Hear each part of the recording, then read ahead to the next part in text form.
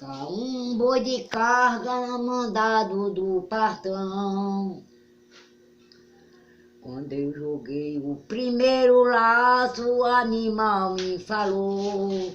O que ele me falou foi de doer no coração. E trabalhei, sei lá, é uma certa coisa séria. Nunca deixa pra eu destinar em casa, porque agora vai não. Vai não, eu nunca vi uma casa. Já vai trabalhar. O gato de escondeiro. Vai, mulher. Não, o gato de escondeiro. Quando eu começo, não sei mais o que estou dizendo. Agora vai. Vai, tá indo. Não, tá indo a minhoca do burro. Tá indo mais morto. Tá indo direito, vai. Eu não tô filmando, não. Canta.